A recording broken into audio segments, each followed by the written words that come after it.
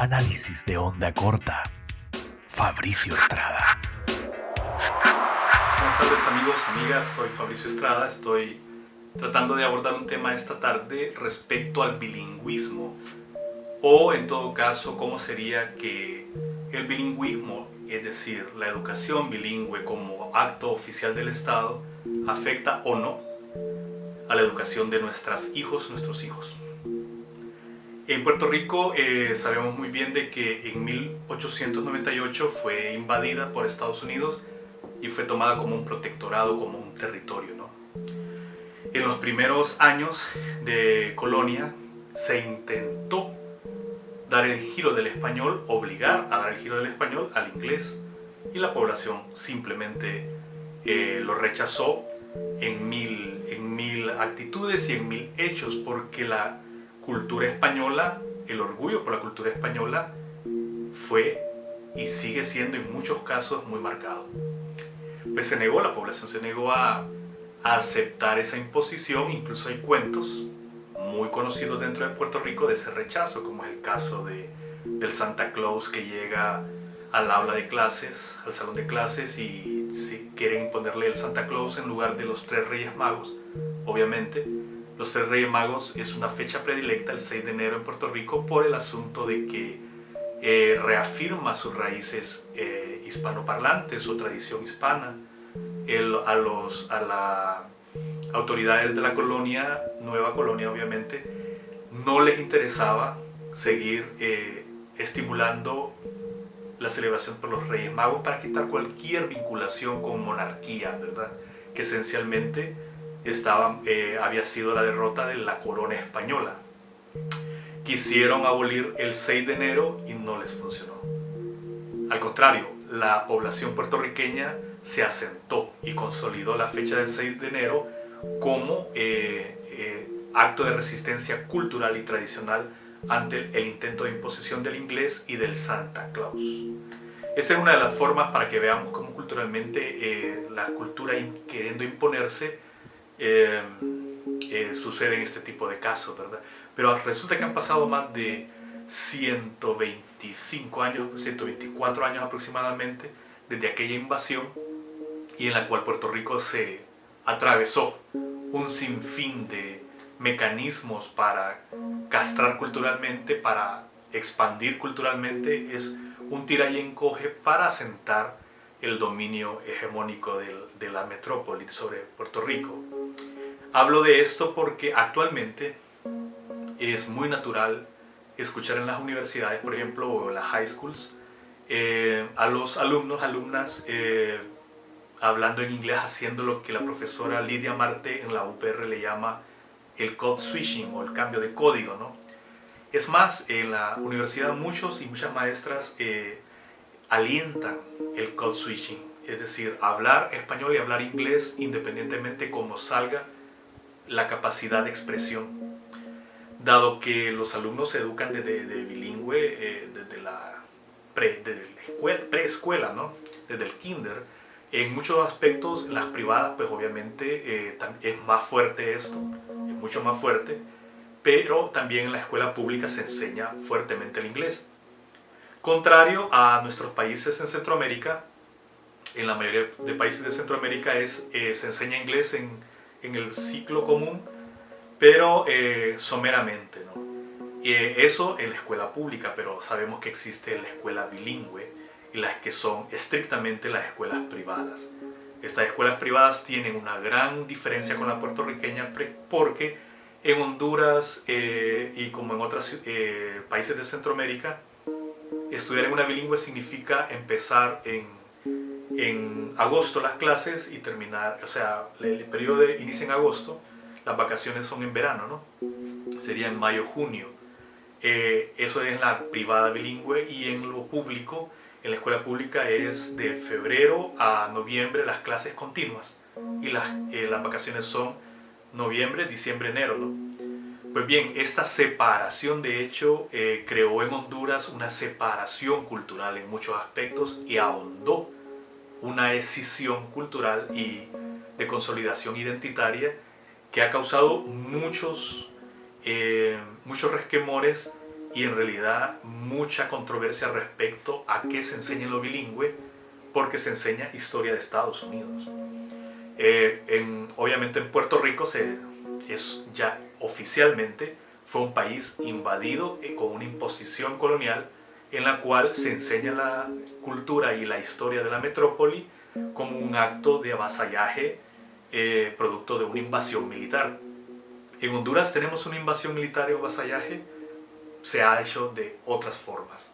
La colonia existente en Honduras o el pensamiento colonial impuesto en Honduras para que la gente o para que los estudiantes, estudien inglés ha sido bajo otro mecanismo, ¿no? Un mecanismo de alienación absoluta. En el caso de Puerto Rico también hay una alienación, sin embargo, se entiende de que son más de 100 años no conviviendo, sino bajo la regla de la metrópoli que impone el estudio del inglés, porque muchos puertorriqueños, ya sabemos, miles y miles y miles, generaciones tras generaciones, habitan, viven y sobreviven de los beneficios culturales y económicos de Estados Unidos, ¿no? Honduras es igual, sin oficialización colonial. El code switching en Honduras es un poco más chocante y suena muy chocante a los muchachas de escuelas públicas que no estudiaron, no tuvieron oportunidad porque allá es privado y es signo de estatus y privilegio. Aunque definitivamente el ascenso económico ha permitido a muchísimas más capas de la población acceder al estudio bilingüe, ¿no? Sin embargo, la alienación está bien marcada porque hay una separación real de identidad y de ritmos poblacionales en un solo punto, ¿no? En el caso puertorriqueño sí hay un solo ritmo porque todos empiezan a estudiar agosto, después del verano, ¿no? Ese llamado de atención hace que prestemos atención al code switching relativo en Honduras y al code switching total en Puerto Rico, donde las mezclas de lo que aquello en Latinoamérica llamamos Spanglish no es tal en Puerto Rico, porque el Spanglish que diríamos se utiliza en Puerto Rico es de otra forma. Es una cultura que se vive, que ya se puede hacer el pensar en inglés y pensar en español, aunque la mayoría de estudiantes están pensando más ágilmente en inglés y los conceptos en español todavía son muy evasivos ya cuando el estudiante de secundaria llega a la universidad, ¿no? Uno de los grandes debates en Puerto Rico es sobre si se aprendió a hablar bien español como para ya aceptar el inglés como una imposición. Obviamente la profesora, por ejemplo, Alicia Pausada, de la UPR, del Departamento Lingüístico, habla que no hay que temerle al español porque es una de las lenguas que 473 millones de personas hablan español en el mundo, más 93 lo tienen como segunda lengua. Entonces nada más y nada menos tiene una de las literaturas universales más prodigiosas del planeta, ¿no? En la literatura, perdón. Entonces no hay que temerle si el niño aprendió, por ejemplo, la niña aprendió español perfectamente, tiene la forma de decodificación gramatical y todo, por las similitudes y convenciones que utiliza el inglés con el español, que son muy similares. Por lo tanto, hablar bien español, aprender bien español, permite mayor agilidad a la hora de aprender inglés. Un funcionario chino hace aproximadamente 12-15 años dijo una frase muy interesante. Dijo la frase que en China todo el mundo va a aprender a hablar inglés porque en el futuro los chinos se comunicarán en inglés con el resto del mundo. Es obvio que no creo que el resto del mundo aprenda a hablar con la aceleración adecuada del chino, ¿no? Pero sí, también dice es importante estudiar inglés porque será la lengua con que se comunicarán los chinos. Esa es una de las expresiones acerca del inglés y acerca del code switching como lengua franca, ¿no? Las lenguas francas siempre han existido. En todo caso, en Honduras el aprendizaje del inglés a través de las escuelas bilingües ha estado supeditada a una idea también de imposición de privilegios.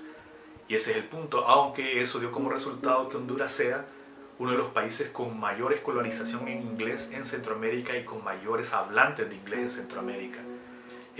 Los call centers en Honduras son vastos, edificios de hasta 10 pisos completos llenos de recién egresados de lenguas o de otras clases que saben inglés en escuelas bilingües, trabajando en call centers o desde su casa, ¿no? Es muy alto el nivel de muchachos recién egresados, muchachas de colegio que hablan inglés. Sin embargo, es muy diferente, porque allá acarrea privilegios y da idea de estatus. En Puerto Rico no es tal el asunto. El code switching, o lo que en Latinoamérica llamamos el Spanglish, no es tal aquí.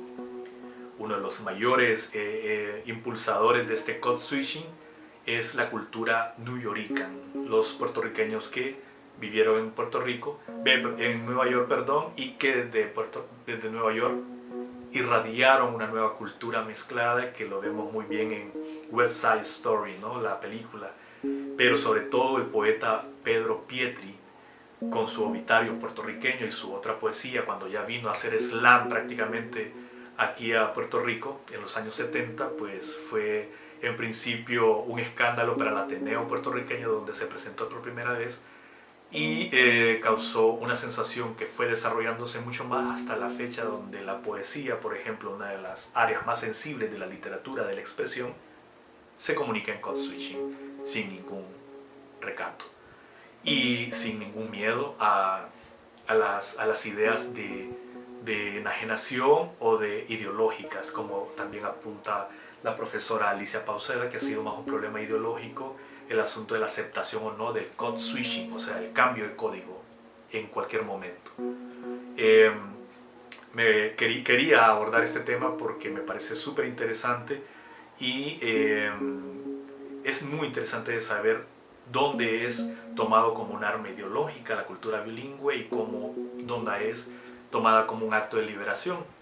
Hay casos del creole en Haití, por ejemplo, de jovencitas que fueron llamadas por sus padres que nunca hablaron inglés y vivieron 10 años en Estados Unidos, nunca aprendieron inglés, y las jovencitas o los adolescentes que llegan desde Haití a Estados Unidos empiezan a aprender rápidamente, aceleradamente el inglés, y terminan hablando en inglés y con ello firmando su independencia de las regulaciones domésticas o familiares, creándose así una liberación que no tenían en Haití. Por ejemplo, este es uno de los casos que hemos estudiado en antropología, en documentos, por supuesto.